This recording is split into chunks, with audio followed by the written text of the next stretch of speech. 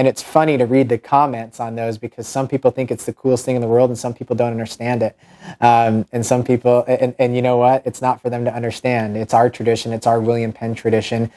I was a transfer and I came in the fall of '82. And back then we were in the Iowa Conference, so Central was our arch rival. And we're warming up and we go back into the locker room and Coach writes on the board, says, remember, we're down 2-0. And I'm like, what do you mean we're down 2-0? And I was married, so I was living off campus, so I didn't hear the buzz that everybody else heard. And I look at our point guard, Kenny Spielbauer, and I said, what's he talking about? And he said, John, you'll figure it out. I don't have time to explain it. So we were out there, and all I remember, and I don't even remember who made the shot, but the shot goes in, I turn around and start running down court, and all this white stuff is coming out of the stands. Beasley inside, lays it in. And if you're watching wondering what the heck is going on, well, this is what happens when William Penn plays Grandview in men's basketball. And for a while, the administration tried to not really recognize it. It was people were, quote unquote, smuggling toilet paper in.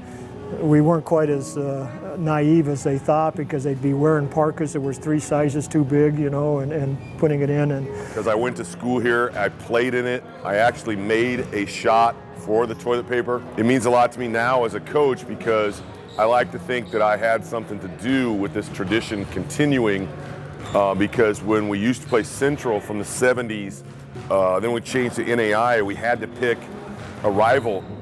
And as a young coach, I actually thought about not continuing it because I didn't want the technical, because we weren't very good when I first started.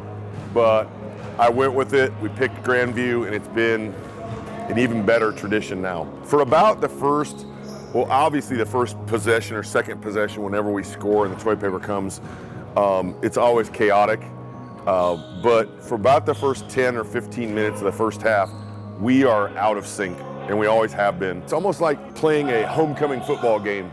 You know, it's got that type of buzz around it. I never know what's going to happen. You know, I don't mean this in a way of like selfish, like all about me, but every one of them wants to make the shot. You know, when I was a student and even when I was a coach, everyone knows we're going to throw the toilet paper, but the university's really not going to, we're just going to let it happen. Well, now the approach is that, well, we know we're going to throw the toilet paper. We know what's going to happen. And we're going to embrace it. You know, we provide some of the toilet paper.